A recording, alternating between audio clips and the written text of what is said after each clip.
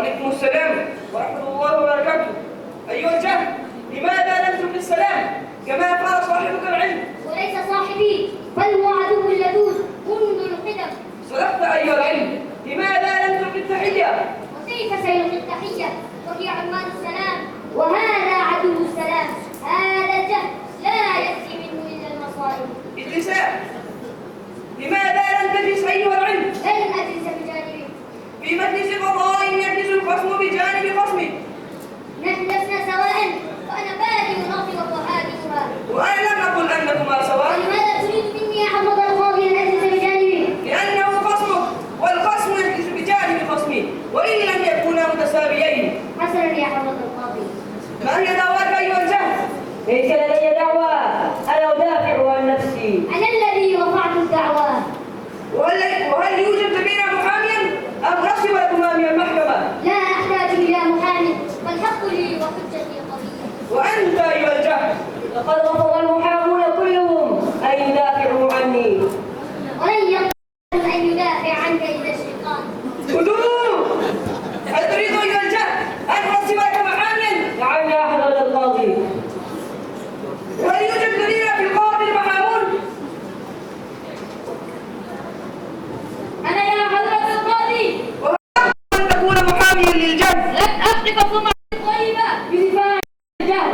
كما شاء. هل يوجد لدينا محام آخر؟ أنا يا حضرة القاضي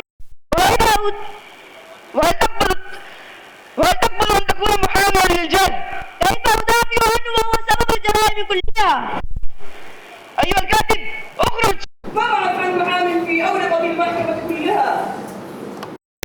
هل لديك شغل أيها العلم؟ ما لكنني سأكتفي بالقليل منه. فليدخل شهود العلم.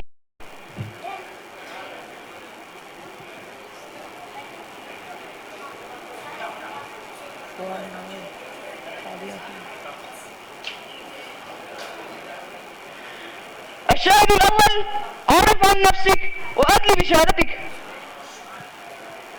أنا الحرية يا حضرة القاضي.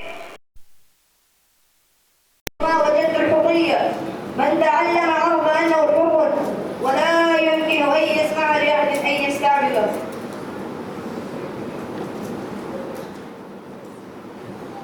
كل المحامين يرفضون أن يدافعوا يا حضرة القاضي. ارجع إلى مكانك إذن. لا أحد يريد أن يدافع عنك أيها الجهل، فدافع عن نفسك. أعد ما قلته مرة أخرى. أنا الحرية يا حضرة القاضي. أنت تعلم أنه لولا العلم ما وجدت الحرية. من تعلم عرف أنه حر، ولا يمكن أن يسمح لأحد أن يستعبده. الشاهد الثاني، عرف عن نفسك وأدل بشهادتك. أنا الكرامة يا حضرة القاضي. الجهل يجعل الإنسان يفقد قيمته. الجهل يجعل الإنسان يفقد قيمته، فلا يعرف قدره، ويعيش مهانا. فلولا العلم ما كان الإنسان كرامة. الشاهد الثالث، عرف عن نفسك وأدل بشهادتك. أنا المساواة يا حضرة القاضي. الجهل يجعل الإنسان يرى نفسه فوق الناس فيتكبر عليهم، والعلم يرتقي بالإنسان فيرى الناس كلهم سواء. الشاهد الرابع، عرف عن نفسك وأدل. يا حضرة القاضي، إن سبب تخلف الأمم هو الجهل، ولا يمكن أن تنهض أمة جاهلة ولولا العلم ما نهضت الأمم. هؤلاء بعد شهودك أيها العلم، فهل تستفيدين أم لديك شهود آخرون؟ أجل يا سيادة القاضي، لدي شهود آخرون. فليدخل من تبقى من شهود العلم.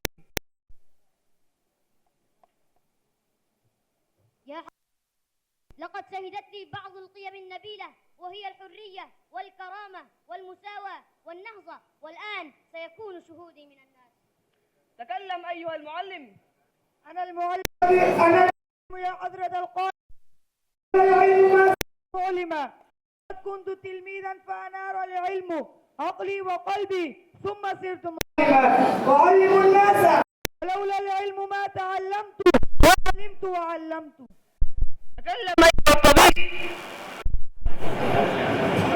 لن أطيل يا سيادة القاضي، ولكن يكفي أن أقول لولا العلم الذي هو من الله لسقطت الأمراض بالبشرية، فأنا بسبب العلم أحمي البشرية. تكلم أيها المهندس. إن الهندسة هي أهم والثابت التطور والناس والأرض، ولولا العلم ما كان هذا التطور والناس بنا، ولولا العلم ما كان مهندسا الذي فعل ذلك كله. أيها العلم، لقد استمعوا إلى شهودك الذين أخبروا، فهل بقي أحد هنا لم يشهد لك؟ قاضي. من هو؟ أنت يا حضرة القاضي. أنا؟ نعم يا حضرة القاضي. وكيف أشهد لك وأنا القاضي ولا أحق لي أن نقول؟ إذا لم تشهد لي بلسانك فإنك تشهد لي بلسان حالك. وكيف ذلك؟ لولا العلم بفضل الله ما درست القضاء حتى صرت قاضيا تقضي بين الناس، ولولا العلم ما كانت لك هذه المكانة العظيمة. أيها العلم، لولاك بفضل الله كنت قاضيا وما كان في هذه المكانة العظيمة، وها أنا لا أملك محبة وتقديرا وإجلالا لك. شكرا لك أيها القاضي على تصريحك العظيم لي. أين شهودك أيها الجهل؟ لقد بعضهم وينتظرون السماع. قول يا سيادة القاضي. يدخل شهود.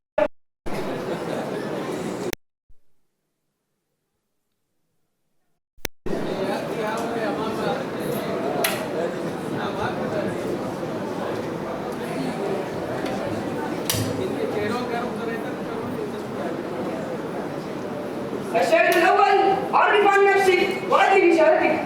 أنا الغرور يا حضرة القاضي، الجهل يجعل الإنسان مغرورا بنفسه، لا يسمع أحد ولا يهتم برأي أحد.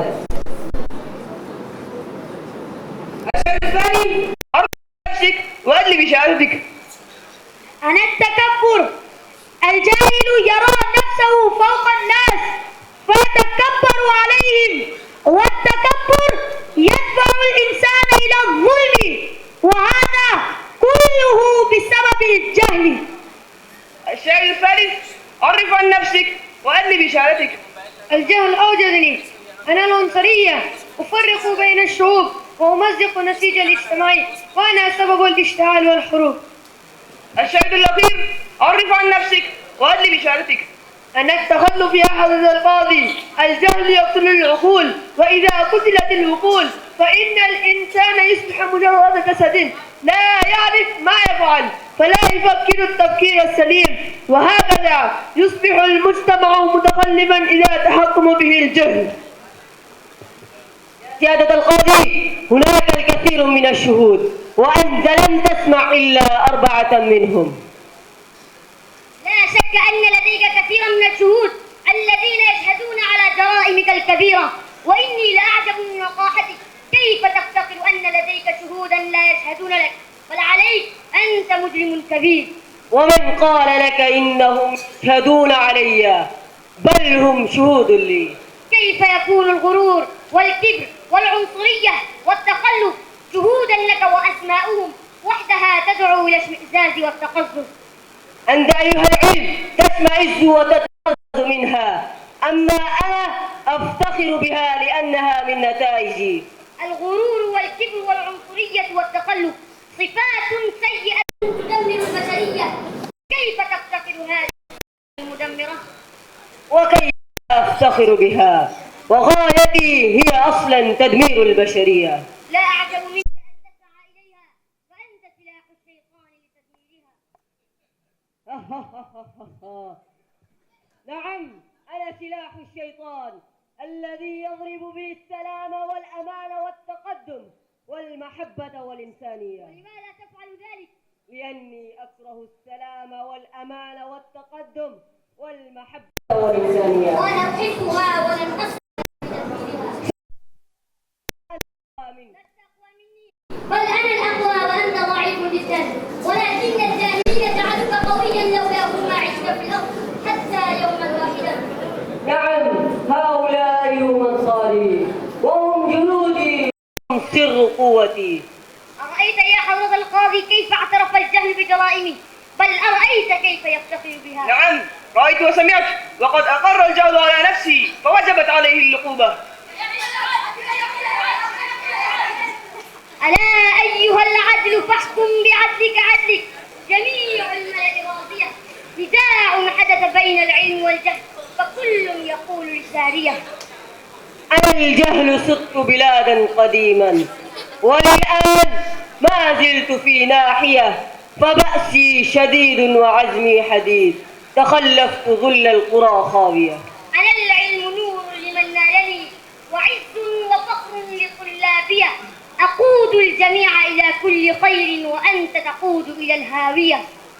أتنسى السلاح وتنسى الحروب بأسباب من أيها الداهية، وتفخر بك خير الجميع وأنت لهم علة خالية. وصئت فإني لهم كل خير وهذه نتائج أقوالية، فمني الطبيب ومني المهندس ومني المدرس من ناحية، زمان الجهالة ولى وراء وليس لك اليوم من باقية، فعصرك هدم وعصري بناء وبما الفقر يا أيها الطاغية. حكمت على العلم للجهل فوزا وقد كان بالضربة القاسية، فبالعلم زاد الرجال الفضاء وبالعلم كل الدول الراقية، بفضل العلوم هدمنا الصعاب وكان النصر العالية. حكمت المحكمة على بالسجن المؤبد. وهل تظنون أنكم قادرون أن تسجنوني؟ ما دام أن في الأرض جهلاء كثيرين فلن تستطيعوا أن تسجنوني، وسوف أستمر في تدمير البشرية، ولن أتوقف إلا إذا صار العلم الحاكم الوحيد في الأرض.